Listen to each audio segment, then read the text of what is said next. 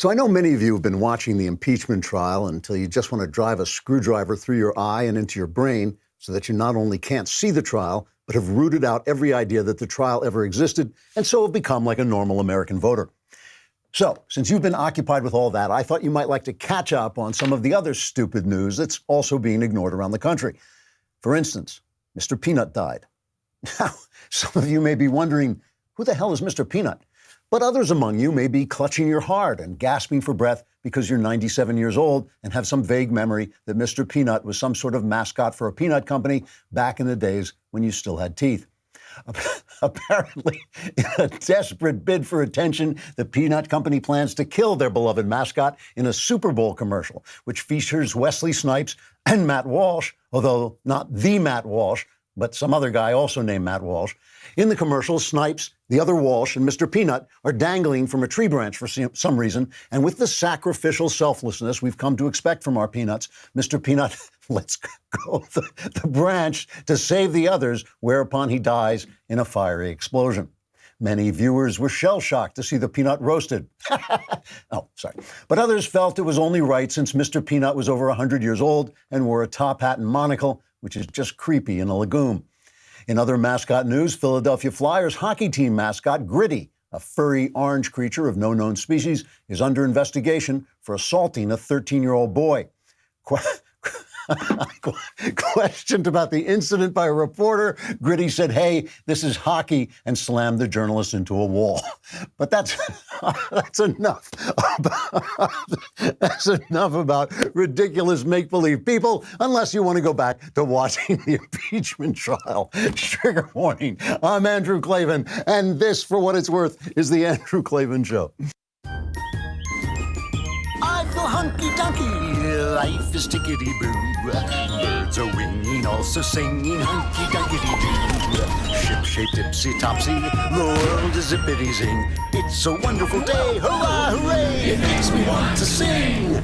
Oh, hurrah, hooray! Oh, hooray, hurrah!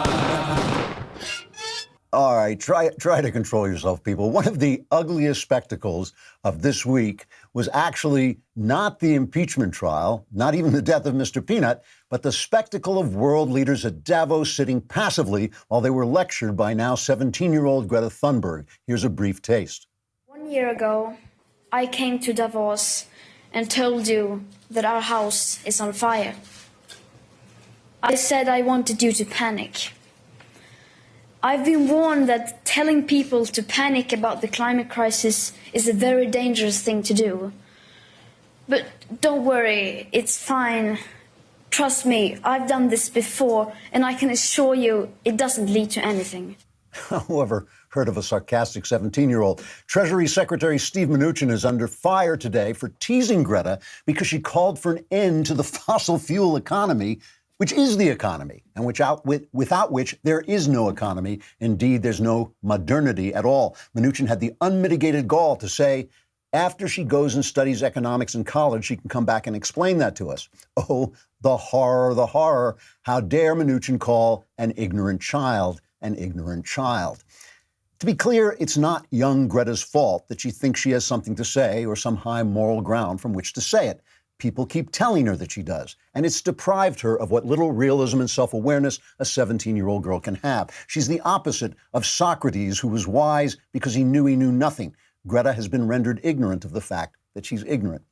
The same is true of the Bernie Sanders organizers who were caught on tape by Project Veritas declaring that the Soviet gulags weren't so bad after all. In fact, the same is true of all Bernie's young followers. They weren't born ignorant. Adults made them ignorant, not only by teaching them lies about the past, but by starving them of the great heritage of Western thought that makes socialist Bernie look like the buffoon he is.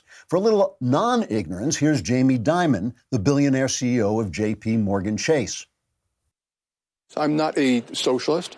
I think capitalism is the greatest thing that ever happened to mankind. I think people who haven't read the history books about socialism really should. I think we ought to educate our younger kids. Freedom and free enterprise are inextricably linked. They are not different. I mean, you can't tell people where you can work or how you're going to work or where you're going to. Free enterprise was the pursuit of happiness. And, you know, once you have governments taking control of businesses, it ends up in corruption in Venezuela and And it arose over time because companies get used for political purposes, not to give you great products and services. Experience, age, wisdom, those are the guys you want to listen to. See, IQs rise year by year, but cultural ignorance is spreading like wildfire. I think with real sadness about the education of great writers like Harriet Beecher Stowe, who wrote Uncle Tom's Cabin. She discovered literature by finding pages from the Arabian Nights and Pilgrim's Progress hidden in her father's attic. Wordsworth memorized John Milton's Paradise Lost as a boy, and Coleridge read Robinson Crusoe. How many of our kids could read those books, even if they would read those books? Ignorance about our culture is ignorance about where we came from. It's ignorance about why we think the things we think. And ultimately, it's ignorance about who we are. And this spreading ignorance is not an accident. A generation unable to accept the failure of their Soviet communist dream, we'll call them the Bernie generation, took over our school systems and not only taught our children lies, but shielded them from the long, hard search for truth that is the West's great heritage. They used to call it the Great Conversation, and they're still shielding them from that information right this minute. Every single thought our children think is shaped by the Bible, but they've never studied the Bible. Their language comes from Shakespeare, but they don't really know Shakespeare. And when they do read these things, their teachers hide the meaning beneath a blanket of feminist theory or race theory or Marxist theory intended to silence the voice of the authors and replace them with the voices of the failed Bernieites. Then, when these children passionately regurgitate the leftist lies they've been taught, like Greta does, the left celebrates them as if they're wise future leaders, when really they're just puppets of an educational system run by fools and failures with the express purpose of creating more failure and more fools. When you see the Devoisie kowtowing to an adolescent, when you see adolescents cheering an 80-year-old communist buffoon, when you see parents sending their children into the maw of this terrible disinformation machine, it's easy to despair. But that's just the wrong reaction, because you're not helpless in this. You can educate yourself, you can educate your children. It is never too late to start the world again. We will talk more about this and what it has to do with impeachment, and it has a lot to do with impeachment. But first, let us talk about our wonderful sponsor, rockauto.com. I got an email yesterday. I won't read the lady's name because she didn't give me permission to read it, but I didn't get a chance to ask her. But she said, I wanted to thank you for talking about rockauto.com. My husband went onto their site and we saved a ton of money. Plus, he gets with every order a magnet with a car on it that he wishes we had enough money for. I also wanted to suggest you add that you can even get small things like light bulbs for brake lights and etc. for cheaper than what you can get in, she names a big box store. This is the thing. RockAuto.com is a family business that has been serving auto parts customers online for 20 years. So instead of going down to a store and listening to someone who doesn't know anything about auto parts tell you about auto parts, you can go on to RockAuto.com and shop for auto parts yourself right from home, and they will be delivered to you. The RockAuto.com catalog is unique, it's easy to navigate, and you always get reliably low prices. Go to rockauto.com. It's fun to say, too. rockauto.com right now and see all the parts available for your car or truck. Write Klavan in their How Did You Hear About Us box. There are no easy that they know we sent you, and they have to know that you know how to spell Klavan. K-L-A-V-A-N, there are no easy The Klavanless weekend is coming, so don't forget to get Another Kingdom. If you are a subscriber, you will get it on Friday. If not, I think we're up to episode 16. Is that right? And then you will get that on Monday if you're not a subscriber. And just one more week and the story will be over and you'll get 17 and 18 on one day. It's really, I'm so proud of this story. I'm so proud of the work our guys did, Austin Stevens and Knowles narrating it. They have just done a wonderful, wonderful job. I think it is an amazing, amazing piece of work, if I say so myself, and I obviously do, because I just did. All right. All of this ignorance plays into this impeachment trial where they're basically telling us that our president should be thrown out of office, not because of what he did, but because of the reasons he did it, his intentions, why he did it. He did it for political purposes. You heard Adam Schiff say this yesterday. We say he was investigating corruption, but you don't believe that. He was doing it to investigate his political rivals. Well, you could say that about anybody, right? You could have said that about Barack Obama when he was talking to Medvedev, the president of the Soviet Union, of Russia, telling him to go back and tell Vladimir that he would be more flexible in the next election. You could say it about anybody doing anything, any president doing anything, that he does it for political reasons, but they know they depend on you to be stupid because they made you stupid. All right. Now let us talk about what is going on yesterday in the impeachment trial. And the thing is, you know, the argument, this was Adam Schiff made his, I think it was a 2.5 hour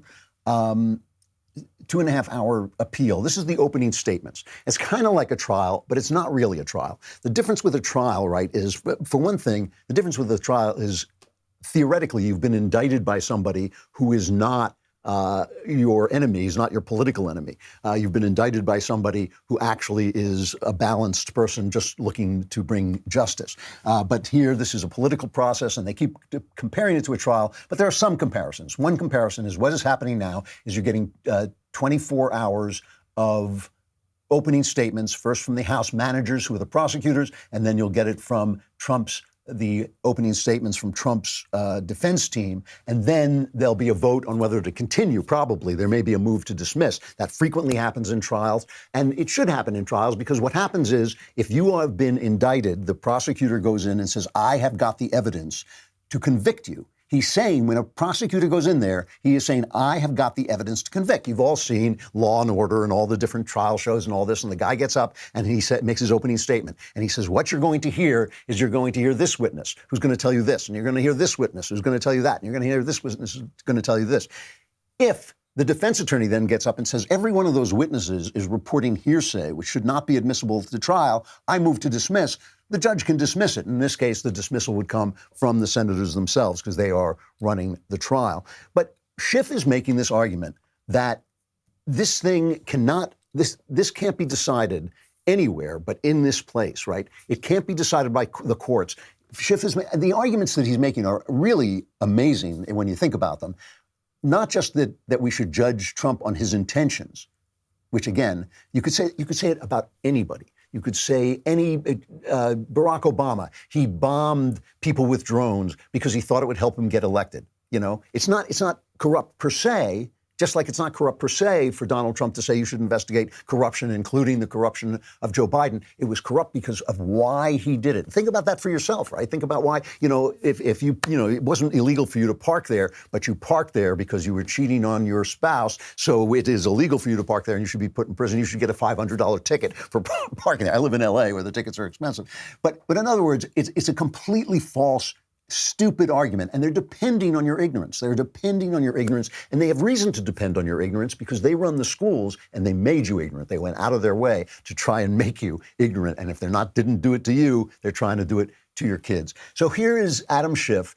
Remember, one of his arguments is that Donald Trump, by going to court to argue about executive privilege and about and about the fact that he doesn't want his people to be subpoenaed, by having due process applied to the president is per se obstructing justice. So due process is obstructing justice, according to Adam Schiff, and he says this cannot be decided by the court. This is cut 8. Given the seriousness of the conduct at issue and its persistence, this matter cannot and must not be decided by the courts, which, apart from the presence of the Chief Justice here today, are given no role in impeachments in either the House or the Senate. Being drawn into litigation taking many months or years to complete would provide the president with an opportunity to continue his misconduct. He would remain secure in the knowledge that he may tie up the Congress in the courts indefinitely. Adam Schiff, he's a lowlife. He should be forced to resign. I don't know, that voice is in my ear. I hope you're hearing that too. Otherwise, I'm cracking up. But you know, that's an amazing argument, right? It's an amazing argument, again, that by using due process, his due process to challenge a subpoena. You don't have to show up for a subpoena. You can challenge a subpoena in court. You can do it. The president can do it. Anybody can do it. It is the way the system works. Schiff is saying that inherently is obstructing Congress. And that's just one of the arguments they made. The other argument he made is an argument that if we had a press, if our press were not a bunch of liberal hacks surrounded by liberal hacks so that they don't even know that they're liberal hacks, this argument would have set their hair on fire. We're going to deal with the press later in the program, but this argument would have set their hair on fire. Schiff says we cannot even decide this. We can't decide. The people can't decide this by a vote. This is cut 7. The president's misconduct cannot be decided at the ballot box, for we cannot be assured that the vote will be fairly won. I'm old enough to remember, and if you're 3, you're also old enough to remember, when it was a horrific thing to question the legitimacy of an election. You remember Donald Trump asked during a debate whether he would accept the outcome, and he said, I don't know. Until I see the outcome, I won't know. And Hillary Clinton said, that's horrific. That is a horrific statement to undermine the people's confidence in the system that upholds our entire government. Adam Schiff is basically saying that Donald Trump has so manipulated elections. I mean, it's an incredible argument. It's an incredible argument because they claim that Trump withheld the aid to Ukraine in order to get them to investigate Joe Biden, but the aid wasn't withheld. There was no investigation of Joe Biden. Where are we distrusting our elections? Why are we distrusting our elections? Because Schiff is still selling the false narrative that Russia and Trump colluded. He's still selling that. And remember, the collusion by Russia, even according to Mueller, basically constituted a couple of Facebook ads that were supposed to, rock our world, which is absurd. I mean, certainly the greater disturbance created by Russia was the misinformation, the disinformation sold to Hillary Clinton, who then sent it into the intelligence people, who then used it to start this incredible parade and then spy on Barack Obama and spy on Donald Trump. It's an amazing, amazing argument. And again, they are depending on your stupidity. First of all, they know we're not listening to this. I mean, the ratings for this were not bad. It's something like 11 million people were watching this, and which is about what the people who were watching the Clinton impeachment. But come on, most of us are listening to the stuff that comes out on Twitter, the things that are pulled out. Nobody's mind is being changed. That's not the point. The point is to get independents to feel that the Republicans are somehow covering up malfeasance. And by the way, Schiff is also misrepresenting. He did this thing with Mulvaney. Do we have this? Cut number 9. Play this. Mulvaney didn't just admit that the president withheld the crucial aid appropriated by Congress to apply pressure on Ukraine to do the president's political dirty work. He also said that we should just get over it. Should the Congress just get over it? Should the American people just come to expect that our presidents will corruptly abuse their office to seek the help of a foreign power to cheat in our elections? Should we just get over it? Is that what we've come to? I hope and pray that the answer is no. Yeah, you can hope and pray all you want, but that's not what Mulvaney said. Mulvaney, in a long press conference, Mulvaney was saying there's always going to be some politics involved in giving foreign aid. Just get over it. That's what he was saying. And he said that Trump, as an afterthought, mentioned that we should investigate some of these things, mentioned that as an afterthought, we should investigate the hacked emails, and was talking about Ukrainian interference in the corruption, but was basically asking for past corruption to be investigated, not future corruption to be instigated. So the whole thing is really dishonest. And finally, what Schiff argued was the whole idea that witnesses should be called. Schiff wants some witnesses, but, as he told the press, not others. This isn't like some fantasy football trade, as I said yesterday. This isn't, we'll offer you this if you'll give us that. We'll offer you a witness that is irrelevant and immaterial, who has no relevant testimony, but a witness that will allow us to smear a presidential candidate if you want to get a legitimate witness. That's not a trade. Trials aren't trades for witnesses. That's an amazing statement, because if the problem here is Trump's secret intentions, which no one can know, I mean, we can't know what his intentions were. We can't know whether he was sitting up on Mount Trump in the evil recesses of his fortress of solitude, rubbing his hands together, saying, ha, ha, ha, I beat Hillary Clinton, but there's no way I can beat Joe Biden if they ever get him out of the corner where he's walked and he can't find his way out. There's no way I can beat him, so I'm doing this. We can't know this. So the defense against his bad intentions would be that Biden was actually corrupt. The person to call to find out whether Biden was corrupt would be Joe Biden and Hunter Biden. But they don't want those witnesses because they just want you to imagine Trump's intentions. They just want you to, it really is a dangerous argument because you can make it to anybody. And the idea is here that you are not really listening, that the people who matter aren't really listening, and all they're going to do is put together the show that they can use as fodder in the 2020 elections as they're campaigning, shouting about the corruption of the Republicans. It's all about this, and it is all about ignorance. And that ignorance, again, is not an accident. The ignorance has been created over 50 years of the left controlling our academies. All right. Just a moment, we're going to talk about another subject. We're going to come back to the subject of impeachment, but first, we have to talk about Paint Your Life. I actually have an example of Paint Your Life that I have in the office. I sent them a photograph and they turned it into a painting, and it really is nice. If you can't see it, you just have to take my word for it. And you say, well, why did you get a painting of yourself? And the answer is easy, because if I got a painting of my family, I wouldn't be allowed to bring it in and show it to you because we keep our families off the air and off social media. So I got a painting of myself, which, I couldn't leave it at home because my wife would use it as a dartboard. But you can see it's an actual, really nice portrait that you can have, not of yourself, but also of your family. You can have an original painting of yourself, your children, your family, a special place, anything you want. And it's a real painting. It's done by hand. It's not done by a machine. They keep in touch with you all along the way, and they tell you what they're doing. There's no risk. If you don't love the final painting, you get your money refunded. All you got to do, all I did was send them a photograph, and that's what I got. It really is a nice deal. Right now, as a limited time offer, you can get 30% off your painting, 30% off and free shipping. To get the special offer, how do you do it? You text the word Andrew to 64-000. That's Andrew to 64-000. ANDREW to 64-000. It's a really nice gift. All right.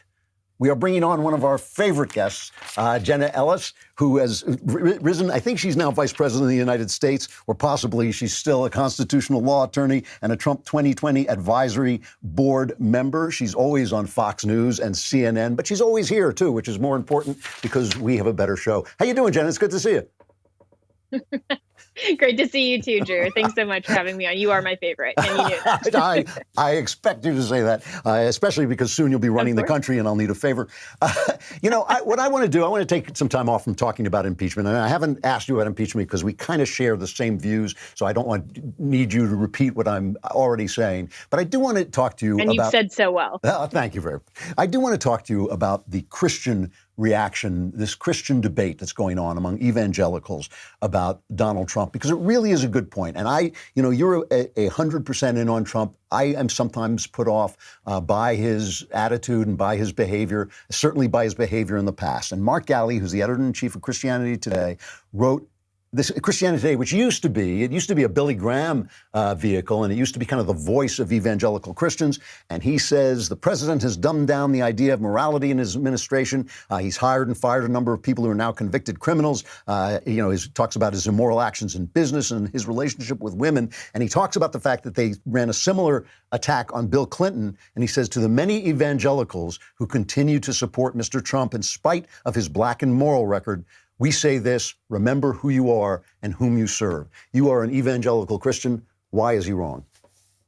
Well, he's just factually false. I mean, even just in the last couple of weeks with the president issuing the statement from the White House to preserve and protect religious freedom, protect prayer in schools, and then tomorrow being the first president in U.S. history to stand up and speak at March for Life. I mean, if you want to talk about morality in America, you have to look at the record of Donald Trump as president, because there are two candidates who are running this November in 2020. One is going to be a socialist who is going to value the right of the so-called right of women to simply abort a child at whim, to just completely dismantle the American liberty and freedom, religious liberty that we value. I mean, all of these things that are the socialist progressive agenda. And then you'll have the other option, which is Donald Trump. And we made this argument in 2016, and I was a supporter of Donald Trump then. And it's always a binary choice. And so even then, when President Trump didn't have a track record and we were relying on him to fulfill his promises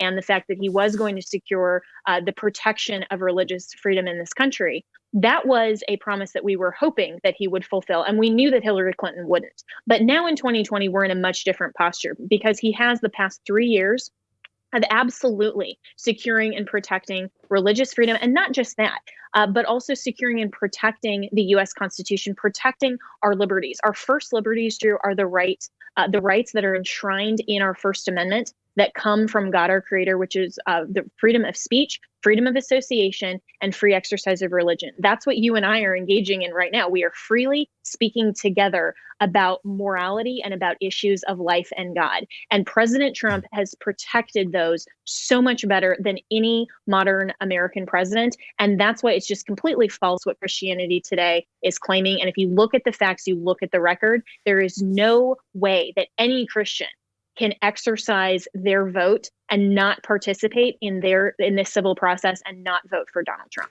You know, I agree with you, but I want to play almost literally the devil's advocate here because I've been consistent. When Clinton was impeached for carrying on an affair in the Oval Office, I said I thought that was ridiculous too, that I thought he was slime for doing it, but it was none of our business essentially. But Christians did come down very hard on Clinton, and the point he makes in that editorial is true.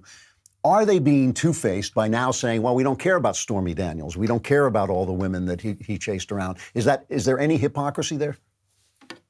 It's not to say that we don't care, and it's not to say that any Christian is advocating for adultery or for a divorce or for any of those things. We've been very consistent. Most Christians, at least, I'm one, and hopefully I'm consistent in what the Bible teaches. And the difference here, though, is that President Trump, this is all in the past. This is all, by the way, when he was a registered Democrat.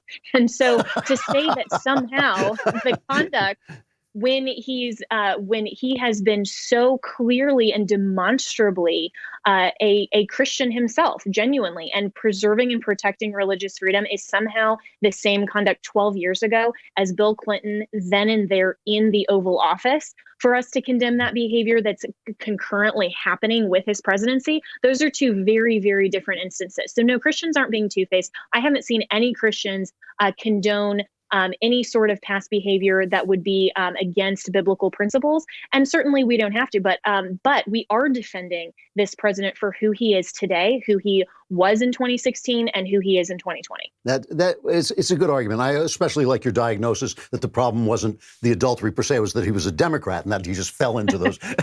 Well,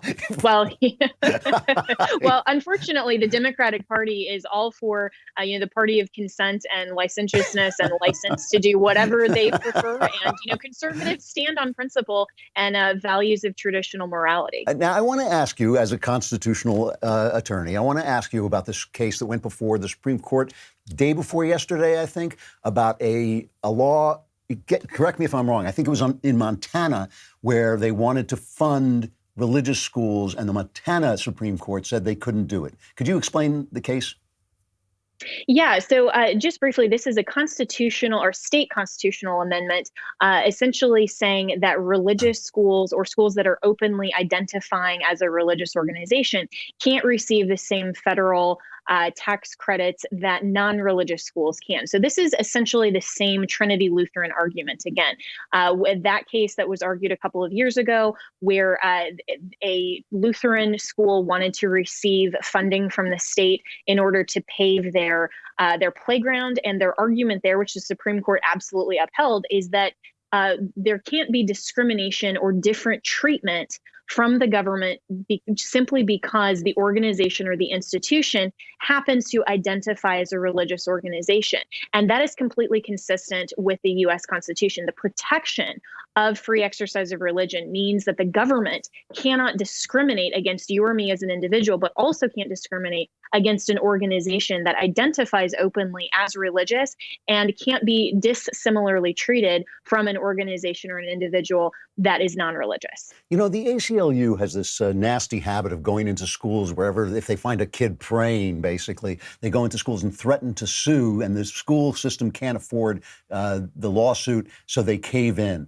Has the Supreme Court given any clarity to, because I can't understand where the Supreme Court stands on this. I got to be honest. I have a very hard time figuring out where they stand on the separation of church and state. Can you tell us, like, what basically the law is at this point?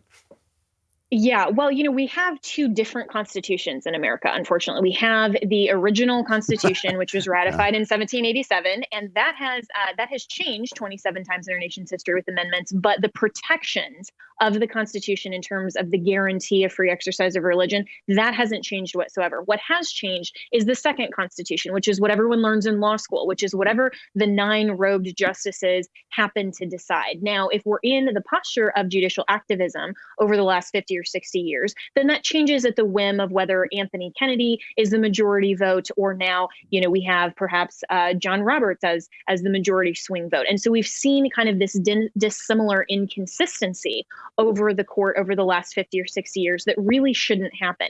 What we're seeing today now is a shift back into constitutional conservatism, which means going back to the original intent of what the founders meant to preserve and protect, which is this idea that religious liberty and the freedoms and protections of the Constitution are not up for 9 robed justices to decide at whim, but rather recognizing that our right comes from God, our creator, and our government is obligated to preserve and protect that. So I think we're seeing with these cases such as Trinity Lutheran, now this one in Montana, and a few others that are coming down the pike. And certainly we're going to be looking at overturning Roe versus Wade, a lot of these different moral issues and social issues that are coming before the court. We're now seeing, because of President Trump, again, Christians, pay attention. This is why you should be voting for him, because he is selecting and appointing justices and federal court judges that are going to protect and preserve religious freedom for everyone in America. And so I think that the law now, that second Constitution, is actually going to mirror in the coming years the actual supreme law of the land. And that's a really good thing for everyone in America. Jenna, it's always great to see you. Thank you so much. That was a really clear explanation. I appreciate it. I hope to talk to you again soon. Sounds good. Thanks, Drew. That's Jenna Ellis. We always love having her on. She always gives us a very clear description of what is going on in the Supreme Court. All right, let's go back to the impeachment. I want to talk now about the impeachment as it affects the 2020 election, which is its whole purpose. And I want to talk about the way the press is playing it. Have we stopped to take a break from Facebook? I don't think we have. I think we got to stop for a minute and take a break from Facebook and YouTube and tell you to come on over to dailywire.com. I also think we have to talk about the fact that Michael Knowles is not here. And you say to me, where is Michael Knowles? And the answer is very simple. He's in Washington with our good friend, Senator Ted Cruz. Senator Ted Cruz is doing a new podcast. It's called The Verdict. And if you want to know what's really happening in Washington, D.C. and get behind the scenes and look into all the reasons behind things, you got to listen to this new podcast with Monsieur Knowles and Senator Ted Cruz. Let's hear a little bit about it from Michael himself. Senator Ted Cruz as he breaks down the most important political stories of the day on his new podcast, Verdict. The Nancy Pelosi House, I think they're interested in just nonstop investigations and attacking the president. Conservatives believe in power to the people. The socialists believe in power to the government. What they're selling doesn't work. Subscribe today and leave a 5-star review for Verdict with Ted Cruz, co-hosted by me, Michael Knowles, on Apple Podcasts, Spotify, and everywhere else you get your podcasts. So, as you know, Senator Ted is probably the smartest man in the government.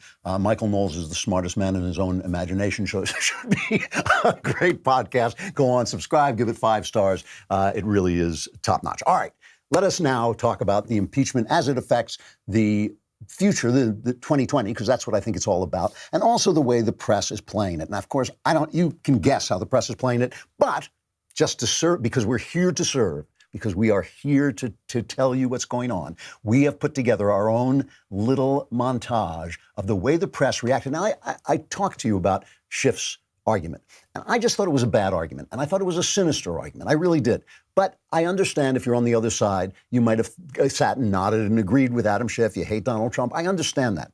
There's no excuse. There's no excuse for this from a supposedly objective press.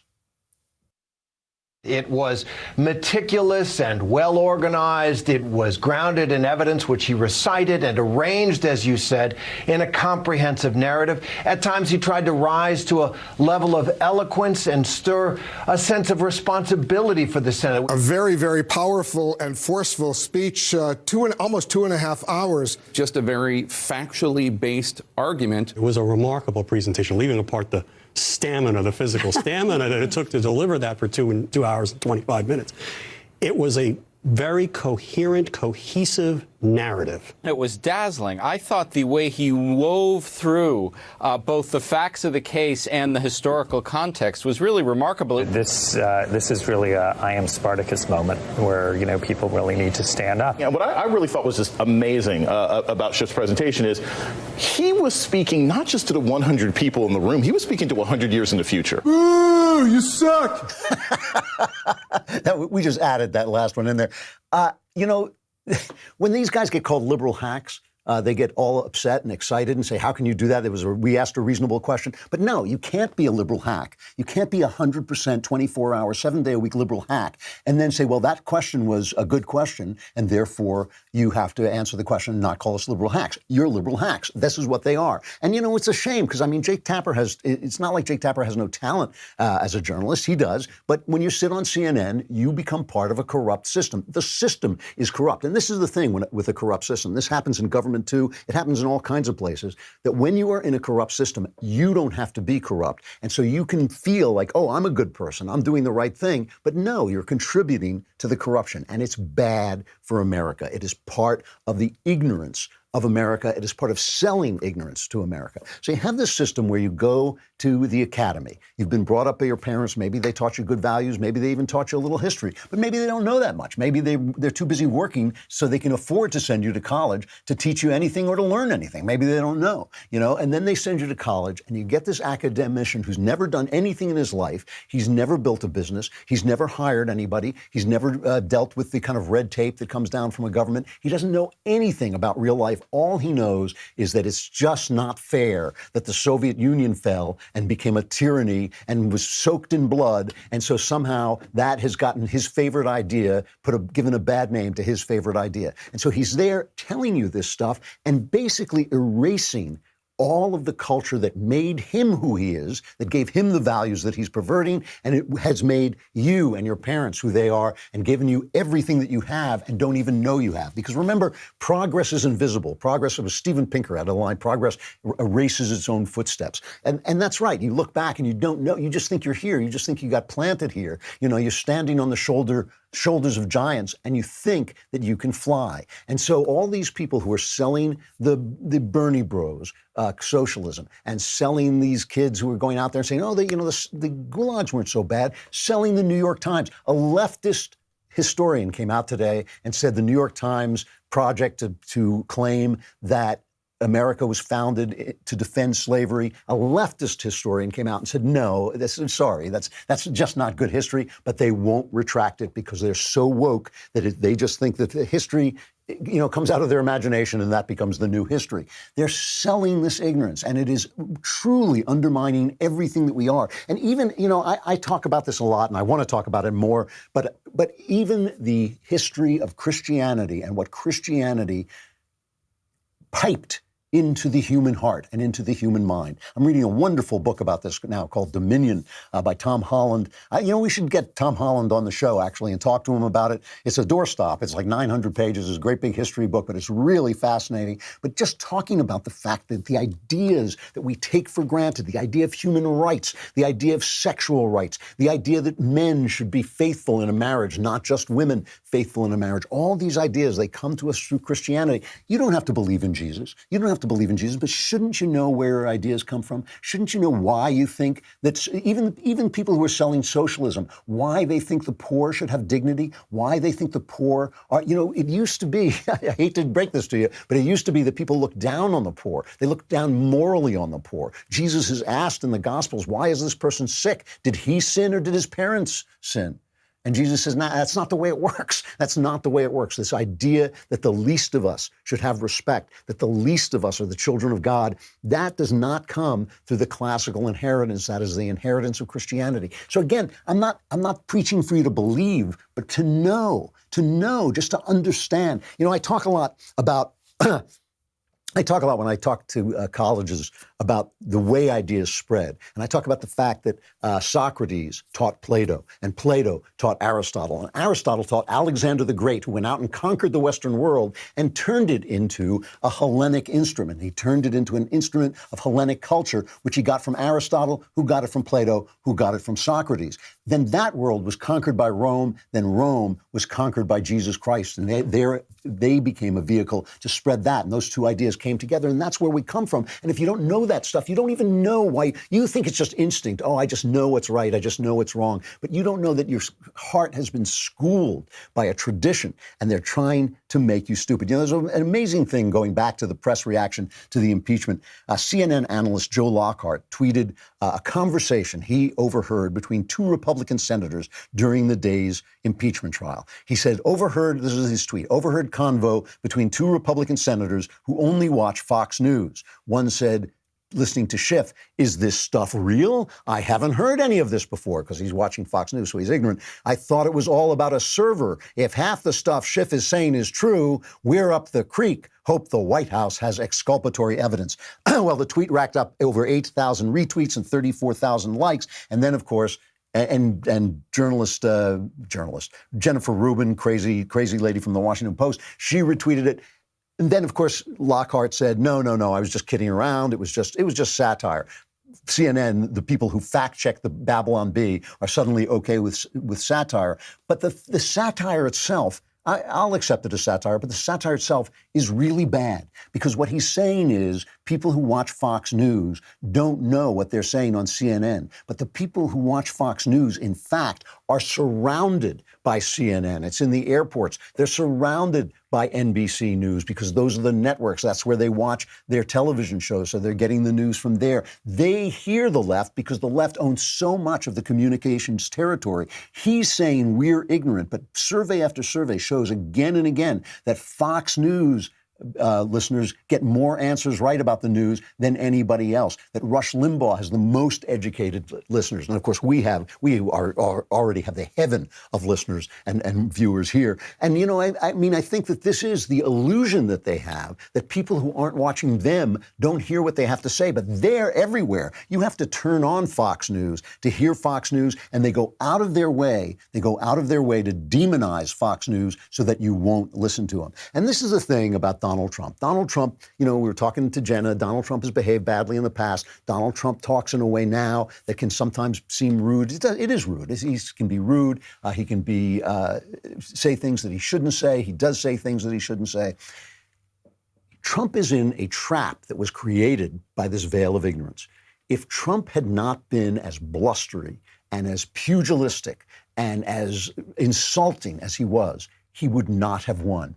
And if he loses, he's going to lose because of those very things, because they put off women, because they put off a lot of voters. They have created a world, an empire of lies, in which only the nastiest person is willing to speak the truth, because everybody else, if you say, they're only men and women, if you say a man can't be a woman, you get fired. Everybody else is afraid. So it takes a guy who's fearless, and fearless people, this is what my novel True Crime is about. Fearless people who are dedicated to the truth, are sometimes not the nicest people of all. This veil of ignorance has created the need for Donald Trump, and the need for Donald Trump and what Donald Trump has to be has created a world in which he could be voted out of office after the most successful 3 years I've ever seen a president have. But again, there's always hope, because you don't have to be ignorant. Your children don't have to be ignorant. You can change the world, starting with yourself. All right. A final reflection before we go into the Klavanless weekend, and what a Klavanless weekend it will be. Just reeling darkness, wailing, gnashing of teeth. Doubtful you will survive. But let me just reiterate this one more time, because I hear this from conservatives all the time, and it drives me a little bit bats. We're doomed. Everything is out of control. This system is bad. The colleges are bad. The TV shows are bad. The movies are bad. But I never hear people saying, you know what? I have a tool. My tool is my brain and my children and my legacy, the things that I create. I'm going to start to teach people things. I'm going to start to read Plato, the Nicomachean Ethics. I'm going to start to find out what it means, what the pursuit of happiness means. Because, you know, all of these philosophers, including Jesus, were talking about happiness. We talk about them as if they were talking about morality, shaking their fingers at us, but they weren't. They were talking about happiness, what Aristotle and the Greeks called eudaimonia, which isn't just big smiley, yellow smiley face happiness. It means good spirit. It means having what Jesus called life in abundance. And Aristotle talked about the fact that that came from virtue. So that's why he was talking about morality, because he wanted you to be happy. He wanted you to have life in abundance. Same with Jesus. Almost everything he says is in support of this joy that you get when your soul is aligned with virtue, when your soul is aligned with its creator, essentially. And all of those things can be learned. They're all there. They're all in the books. There are classes on them. There's YouTube videos about them. They're all there. You can learn them. You can pass them on. It is never too late to begin the world again. It starts with you, and there's just no cause for despair as long as you have that power. I got to stop there. I got to plunge you into the Klavanless weekend, so everything I just said, negate it, because you'll never survive. But if you do survive, we will be back here Monday. I'm Andrew Klavan, and this is The Andrew Klavan Show.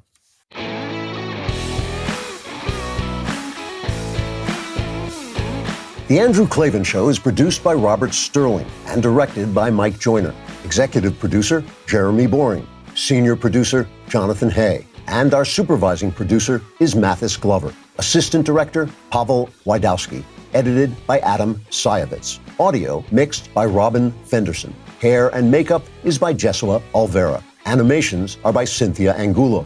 And our production assistant is McKenna Waters. The Andrew Klavan Show is a Daily Wire production. Copyright Daily Wire 2020. If you want to cut through the madness of our politics and culture and know what's really going on, head on over to The Michael Knowles Show, where we can all bask in the simple joys of being right. See you there.